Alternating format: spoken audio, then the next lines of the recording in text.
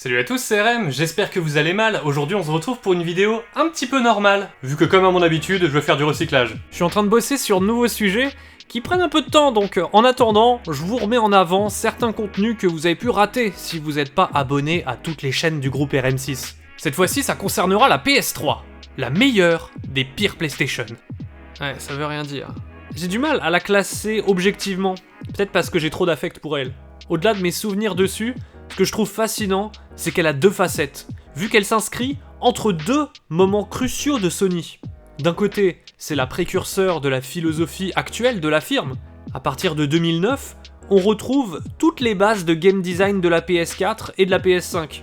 En ce sens, elle est facile à prendre en main pour un jeune joueur pas très branché rétro. Et d'un autre côté, c'est la continuité de la philosophie old school PS2.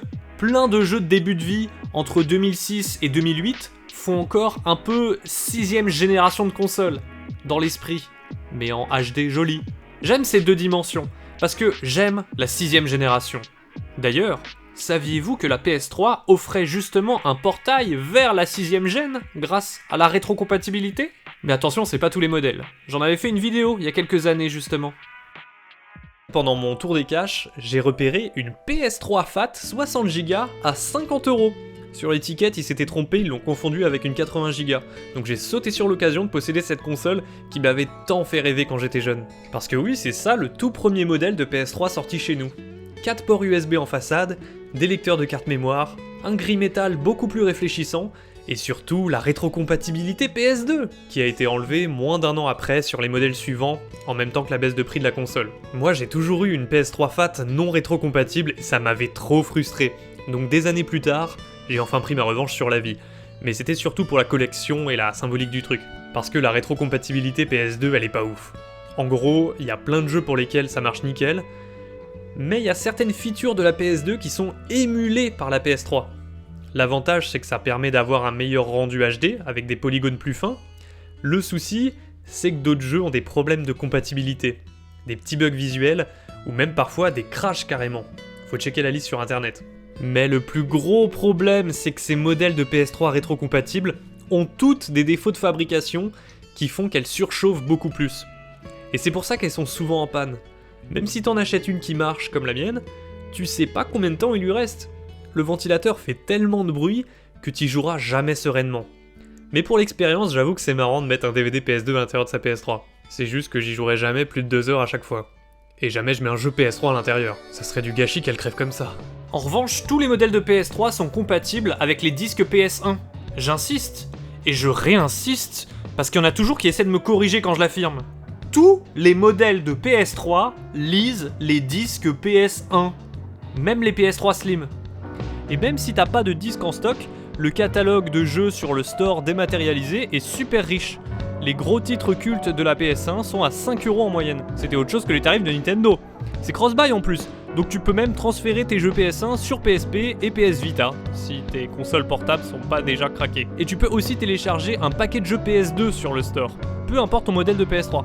Je vous prie de me croire, la gamme PS2 Classics est bien plus garnie sur PlayStation 3 que sur les consoles suivantes. C'est trop bizarre. Sur PS3, t'as les Shin Megami Tensei, Persona, Gradius 5, Capcom vs SNK 2, Suikoden. Ils ajoutaient des jeux jusqu'en 2017 même. Alors que les jeux PS2 dans l'abonnement PS Plus, ils sont ridicules. Là vous vous dites, mais ils sont où tous les classiques de la PS2 comme God of War, Ratchet & Clank, Ico, Metal Gear Solid, FF10 ? Ben les gros jeux, eux ils sont pas sortis sous la gamme PS2 Classics, mais dans les compilations HD. L'avantage, c'est que tu peux les acheter en physique et y jouer avec une meilleure fluidité et résolution que les versions originales. La PS3, c'est trop bien pour ça. Mais bien sûr, sans compter la rétrocompatibilité, t'as déjà un paquet de jeux PS3 qui sont trop stylés en eux-mêmes. Alors, la plupart des licences Sony comme Journey, Uncharted, Wipeout, The Last of Us, Yakuza, Demon's Souls, Disgaea, God of War 3, Persona 5, ils sont ressortis sur les consoles suivantes dans des éditions définitives. Mais il y en a encore plein qui sont encore exclusifs et que tu peux te faire directement sur ta PS3. comme les MotorStorm, Puppeteer, Portal 2, Time Crisis, 3D Dot Game Heroes, Metal Gear Solid 4, Ridge Racer 7, les Tales of Xillia, ou des vieux Call of, si c'est ton délire, pour jouer en mode zombie. Ok, c'est où que je signe, vous demandez-vous? Combien de reins dois-je vendre pour rentrer dans le monde merveilleux de la PS3? Alors ça dépend de votre pays, mais en France en tout cas c'est donné. Baladez-vous sur internet, dans des boutiques d'occasion ou des brocantes, vous allez halluciner comme ils valent rien les jeux de cette génération. Donc plutôt que d'attendre que l'émulation PS3 progresse, jouez plutôt sur le support original, qui est très léger. C'est finalement bien plus simple que toutes les options bancales qui existent aujourd'hui. Effectivement, la PS3, c'est peut-être la console de jeux vidéo la plus galère à émuler à cause de son architecture complexe. C'est pour ça que sur PS4 et PS5, ils sont obligés de passer par le streaming. Ils n'ont pas trouvé de solution pour que les consoles actuelles puissent directement l'émuler. Au moins, si t'as la machine originale, t'as plus de problème. Et c'est pas tant une vieillerie que certains peuvent le penser. C'est une console HD encore assez moderne. Elle lit les Blu-ray, tu la connectes en HDMI, le rendu sur la télé fait pas du tout tâche. Si t'as l'habitude de jouer sur Switch, les graphismes sont très similaires. Et puis, comme je vous le disais, tu peux la connecter à internet pour choper des jeux sur le store, les installer sur ton disque dur. Le seul truc chiant qu'on a oublié, c'est le temps d'installation des jeux ou des mises à jour. C'était vraiment pas rapide sur PS3. Même sur Xbox 360, ça allait plus vite. Et puis la console de base est un peu grosse. Mais tu peux trouver des modèles slim qui se branchent avec les mêmes câbles qu'une PS4 ou une PS5, donc ça reste très pratique niveau branchage, pour passer d'une console à l'autre si t'as pas trop de place chez toi. En somme, sur PS3, il y a plein de jeux, des expériences rétro, mais aussi modernes et pour vraiment pas cher. Et ce que j'aime bien avec cette console, c'est qu'on y ressent déjà la patte actuelle de Sony en tant que développeur d'exclus solo narrative first party. C'était moins le cas sur PS1 et PS2, où ils dépendaient beaucoup plus des développeurs tiers.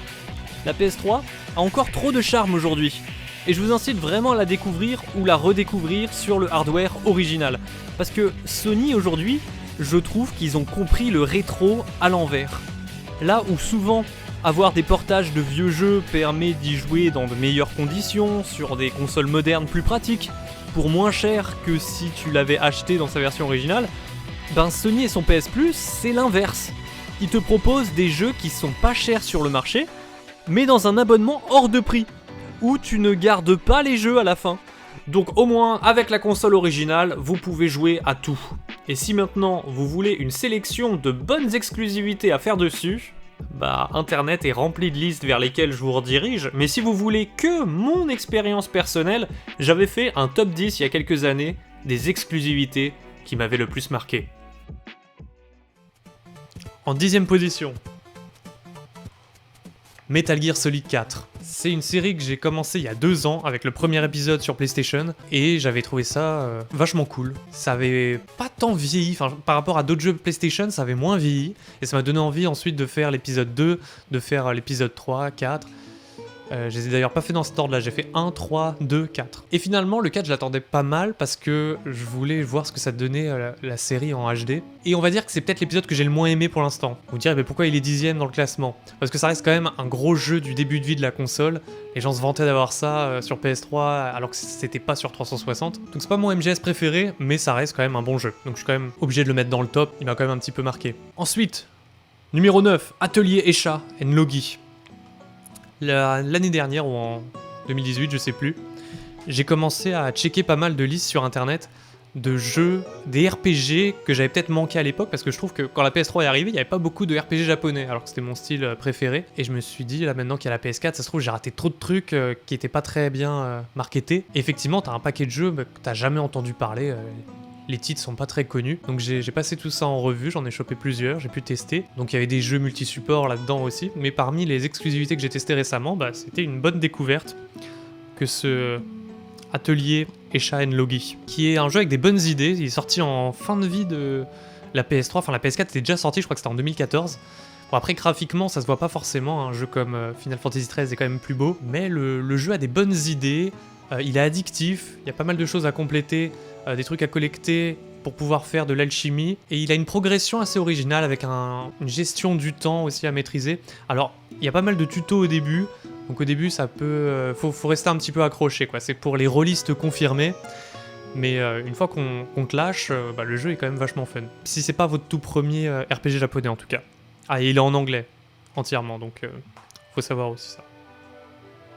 Un jeu indépendant maintenant, Uncharted 2, le jeu le plus beau à l'époque de sa sortie. C'était le jeu le plus waouh, le plus spectaculaire. C'était un sacré argument pour la PS3 par rapport à la 360. Et c'est l'exemple parfait de comment bien réussir une suite. Le premier Uncharted avait des bonnes bases, mais alors c'était chiant, il y avait que des gunfights, c'était relou, et tu voyais tout le temps les mêmes environnements. Moi je suis pas non plus un énorme fan de Uncharted, hein. Je l'ai mis dans le classement parce que c'est quand même un gros jeu de la console, mais moi j'adore pas les Uncharted, je trouve qu'il y a trop de gunfights, et les gunfights un peu pénibles quoi.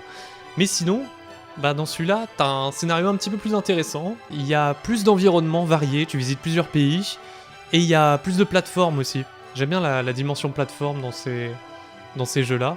Et moins de gunfight, et ils ont même rajouté une petite dose d'infiltration sur certains passages, donc c'est un petit peu moins redondant que le premier quand même. Et il y a ce côté gros spectacle, si tu veux voir ce que ta PS3 peut faire. Naughty Dog, ils géraient grave le hardware, et pendant longtemps on a eu sur PS3 que des sous-versions de jeux où finalement l'équivalent était meilleur sur Xbox 360 graphiquement, parce qu'elle était dure à programmer la PS3. C'était bien d'avoir un jeu comme Uncharted 2 qui te montrait que non, hein, si on maîtrisait le hardware, il y avait moyen de faire des jolies choses. Donc il y a des passages qui étaient un peu bluffants à l'époque, mais un peu moins aujourd'hui quand t'as joué à Uncharted 4. Bah le 2, voilà, il est moins spectaculaire, mais c'est quand même un jeu que je voulais mettre dans le classement. 7ème, 3D.Game Heroes.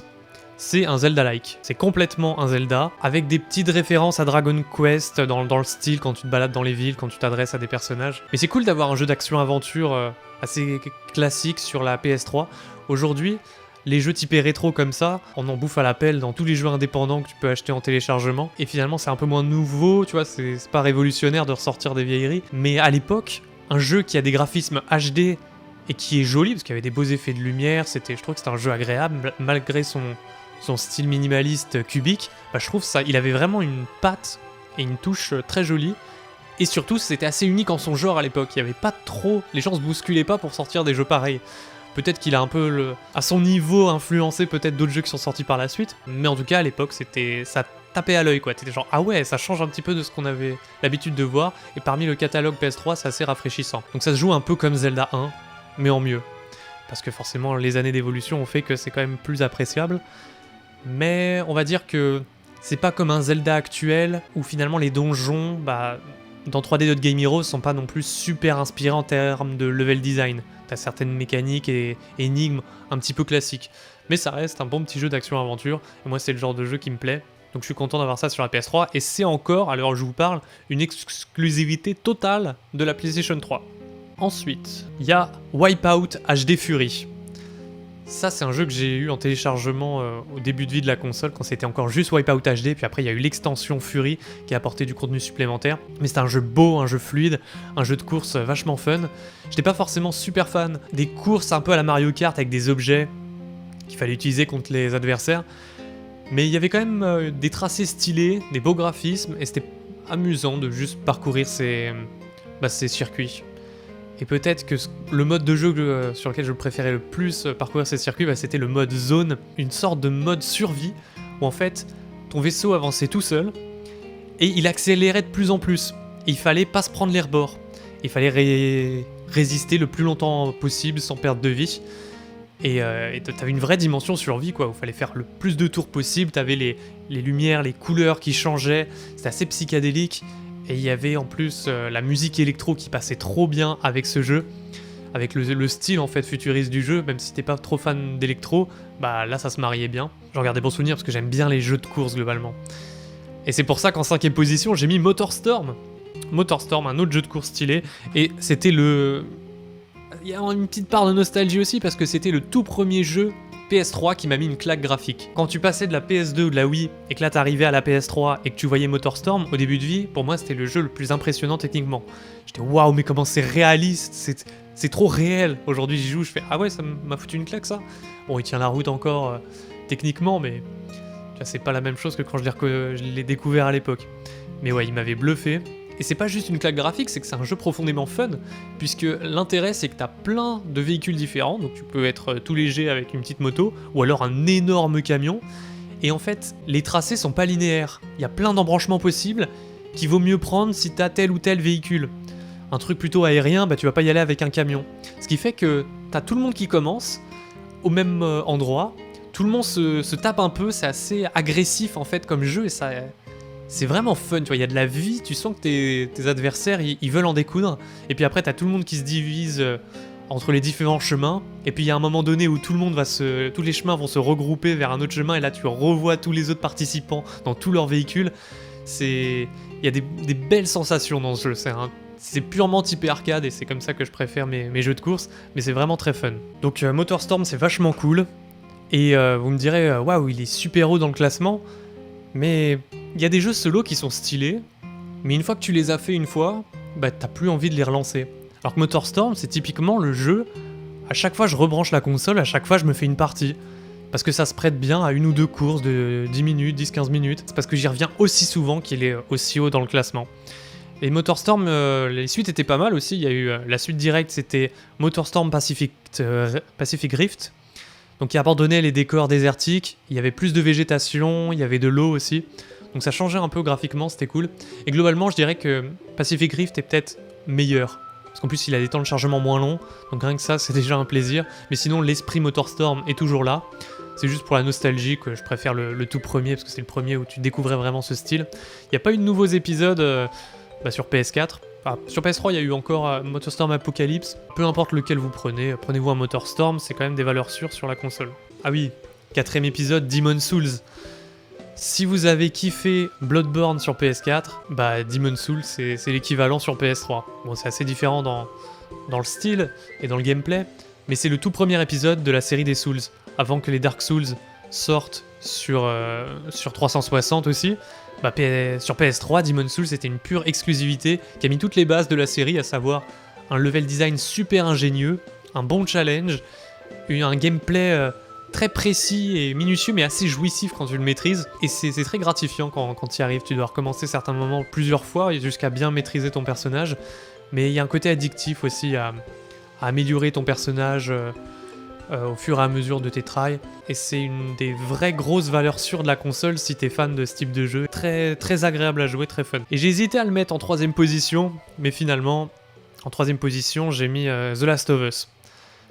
Parce que je vous disais que Naughty Dog savait gérer les jeux sur PlayStation 3, là je pense que c'est vraiment l'aboutissement de ce qu'on peut faire techniquement et en termes de richesse un peu sur la console, quoi. C'est pas mon jeu préféré non plus, mais il y a des très bonnes idées dans ce jeu. Il est sorti en 2013, donc juste avant la PlayStation 4, et je trouve que c'était une super manière de clôturer un petit peu cette ère PlayStation 3 en ce qui concerne Sony. Il y a des bonnes idées sur comment éviter les zombies, mais à la fois les adversaires humains aussi. Et la narration était cool, t'avais envie de savoir la suite de l'histoire, c'était cool. Ensuite, 2ème position, Journey. Pour moi, il est assez symbolique, puisque j'en ai marre de cette période, on vend des jeux chers, et du coup, pour justifier ça, on augmente la durée de vie, quoi. Une fois qu'on a fait les bases du jeu, c'est trop facile de doubler la durée de vie avec du contenu qui sert à rien. Enfin, si ce n'est juste augmenter la durée de vie. Il y a beaucoup de jeux qui sont assez répétitifs à cause de ça. Je prends l'exemple du premier Uncharted. Finalement, voilà, gunfight sur gunfight, bah bim, t'as multiplié la durée de vie par 2. Ou tous les jeux à open world où finalement on te rajoute plein de petits objectifs à la con, juste pour que tu restes là plus longtemps. Et bah je trouve que c'est un vent de fraîcheur de passer sur des jeux contemplatifs, où il y a moins d'enjeux, comme Journey, mais où finalement, tu peux en faire le tour en 2-3 heures, mais en 2-3 heures, t'as l'impression d'avoir fait quand même un gros voyage. Quand tu te rappelles de ce que t'as fait la toute première heure et que là t'arrives, tu vois le générique de fin, tu te dis waouh, j'ai l'impression qu'il s'est passé plein de choses. Mais c'est parce qu'on t'a pas fait faire des choses méga répétitives, encore et la même chose tout le temps. C'était un truc bien rythmé, avec plein de différents passages variés, très beau parce que c'est aussi l'intérêt de ces jeux contemplatifs. Et j'aime bien ces jeux où aujourd'hui on manque de temps, on n'a pas forcément... on a envie de vivre des bonnes expériences, mais de là à rester 20 heures sur chaque jeu, on a une vie quand même à côté, donc des jeux que tu peux finir en une petite soirée ou en une petite après-midi, ça fait trop plaisir. Flower avait déjà ouvert le pas et avait lancé un peu cette mode sur PlayStation 3, donc prenez en fait la collection avec Journey et Flower, parce que c'est fait par les mêmes développeurs, et je trouve que c'est un vent de fraîcheur pour l'industrie, et c'est vachement cool qu'on ait des jeux poétiques. Je veux pas être pompeux comme ça quand je dis ça, parce qu'après les gens disent waouh, Journey, ce jeu pour Bobo Prout Prout, regardez comment c'est poétique et contemplatif. Donc n'en attendez pas trop non plus, mais quand tu y joues et que tu t'attends rien, t'es juste là en train de passer un bon moment pendant 2-3 heures. Et il y a une dimension aussi coop online qu'on n'imaginerait pas dans un jeu pareil, mais en fait on te met avec même pas un adversaire, un joueur au hasard en ligne, tu peux même pas communiquer avec lui, mais juste vous allez parcourir le jeu ensemble. Et ça rajoute une dimension très bizarre, mais trop kiffante, où tu t'attaches à cette personne avec qui tu joues. C'est une expérience de journée et j'ai vraiment bien aimé. Et je pense que le premier va en surprendre plus d'un. Puisque c'est Disgaea 4. Qu'est-ce que je fous Disgaea 4 en première position de mes jeux PS3 ? Bon bah, j'y peux rien. Hein. Parfois vous pourrez dire, mais pourquoi tu mets tel jeu devant tel jeu ?